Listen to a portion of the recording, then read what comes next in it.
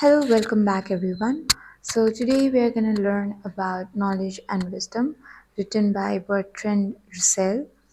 So, uh, he was a British philosopher, logician, essayist, and social critic best known for his work in mathematical logic and analytic philosophy. अब हामी हेरौँ कि what does this story actually revolves around? So, in this essay, he differentiates between knowledge and wisdom. हामीलाई त थाहा होला knowledge र wisdom दुईटा different कुरा हो. Knowledge and wisdom are two different things according to him. Knowledge is defined as the acquisition of data and information, while wisdom is defined as the practical application and use of the knowledge to create value. Wisdom is gained through learning and practical experience, not just memorization. हामी knowledge चाहिँ कहाँबाट लिन्छौँ? So what a typical knowledge is that we get it from some source. हामी त्यो data information collected हुन्छ अनि हामी त्यसबाट चाहिँ जति पनि कुराहरू पाउँछौँ, all those things are knowledge. But like talking about wisdom भनेको चाहिँ के भयो भने जुन हामीलाई एक्सपिरियन्सले पाउँछ, हामीसँग जति नलेज छ त्यसलाई अप्लाई गर्दा त्यसको दुवै साइड हेर्नुपर्छ, also the good one also the bad one. अनि त्यसपछि जुन हामी रिजल्ट राम्रो ल्याउन सक्यो भने एन्ड त्यो प्र्याक्टिक्यालिटी हामीले लिएर आयौँ भने that is wisdom. So we get wisdom through our experience. Knowledge चाहिँ हामी कतैबाट पनि गेन गर्न सक्छौँ, तर विस्डम चाहिँ we cannot gain it from anywhere. हामीलाई त्यो बिस्तारै बिस्तारै we get the wisdom of some specific thing. Here, the writer begins his essay saying that there has been great increase in the level of our knowledge, but there is no correlative increase in wisdom. हाम्रो हाम्रो knowledge चाहिँ हामी gain गर्छौँ, हामी धेरै knowledge पाउँछौँ, तर हाम्रो जुन विस्डम हुन्छ नि त्यो चाहिँ इन्क्रिजै हुँदैन, किनभने हामी नलेज पाइरहेको छौँ तर हामीले त्यो एप्लिकेबल बनाउन सकेका छैनौँ. Firstly, here, what we need to do is we need to know what wisdom is and how we can teach wisdom to the people. Isma, the writer says that we should have the capacity to think about different factors of a problem before we move to do something new. हामीले यस्तो गर्नुपर्छ कि जसरी कि हामी कुनै एउटा काम गर्न गइरहेछौँ त्यसको हरेक साइड हेर्नुपर्छ कि त्यो राम्रो छ नराम्रो छ अरू के छ, त्यो सब हेरिसकेपछि if all those things are good, then only we should start doing something new. For him, wisdom is more important for different technicians. They have more knowledge in the technical field, but they might not have enough wisdom. He gives an example in the field of medical science. Suppose, अब यहाँ चाहिँ यो इक्जाम्पलले चाहिँ हामी बुझ्छौँ एउटा. Suppose that you are a medical science researcher and you have discovered an effective medicine or for controlling infant death rate. You will be very happy on your success. जुन infant death rate हुन्छ, जुन like बच्चा जन्मिने बित्तिकै मर्छन्, तिनीहरूको लागि if you have discovered an effective medicine, तर हुन त त्यो मेडिसिन चाहिँ यु डिस्कभर्ड, तर you didn't see the another negative consequences side. Like the negative consequences of your medicine would increase the population, hunger, and lowering standards of life in many parts of the world because you lack wisdom. किनभने तिमीसँग experience छैन, त्यही भएर there will be a bit of negative side as well. In the same way, you study the composition of atom like Albert Einstein, and you give the formula to make a nuclear bomb to a powerful lunatic. The lunatic can destroy the world. Lunatic भनेको चाहिँ stupid leadersहरू भयो, kind of like the leaders who are like very much insensitive. अनि तिनीहरूलाई चाहिँ if तिमीले nuclear बमको formula बनाएर दियो भने they will not think twice before destroying the entire world. They will directly attack other countries.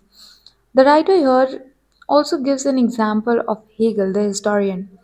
Hegel एउटा historian थियो. हेगललाई थाहा थियो हिस्ट्रीको बारेमा धेरै कुरा, अनि उहाँले चाहिँ जर्मनहरूको अप्रिसिएट गर्दा नि धेरै कुराहरू लेख्नु भएको थियो, लाइक बोल्डनेसलाई, पावरलाई, यो सब कुरालाई हेगलले धेरै हुन्छ नि त्यो एप्रिसिएट गर्थ्यो.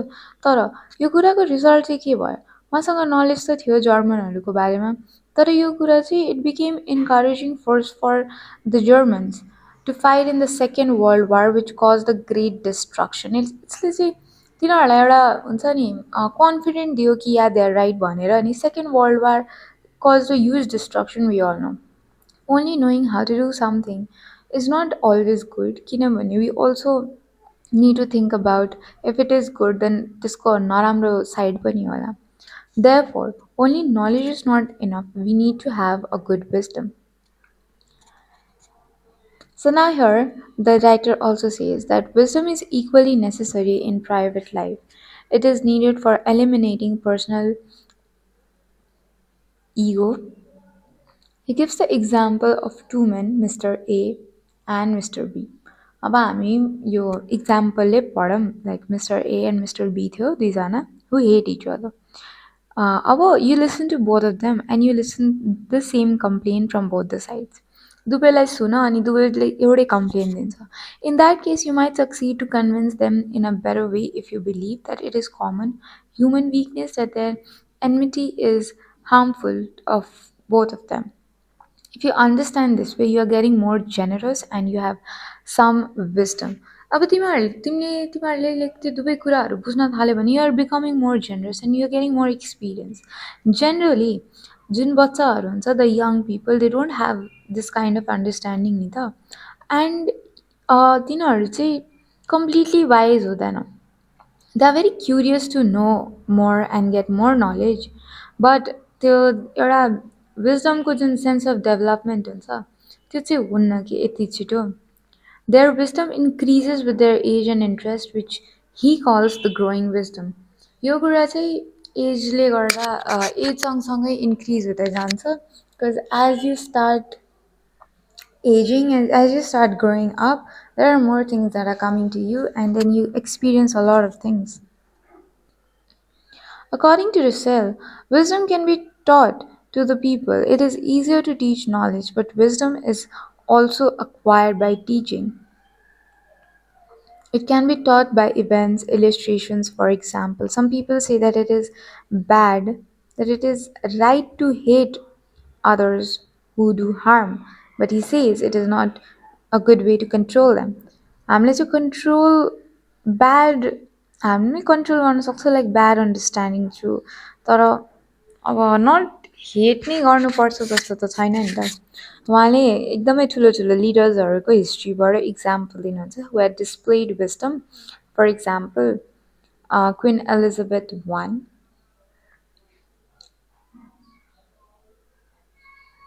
Abraham Lincoln, Henry Ford are some of the leaders who showed wisdom in their rule. अब यिनीहरूले चाहिँ रुल गर्दाखेरि they showed what a wisdom is. They actually उनीहरूले देखायो कि एक्सपिरियन्सलाई कसरी अप्लाई गरिन्छ.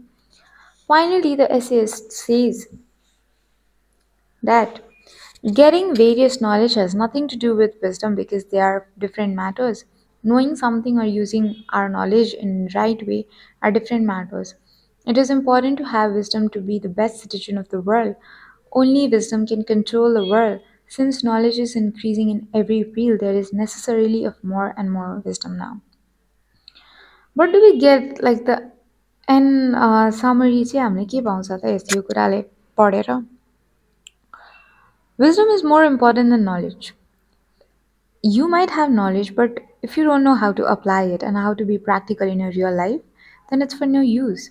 Russell says that the level of information and knowledge is increasing day by day in human society.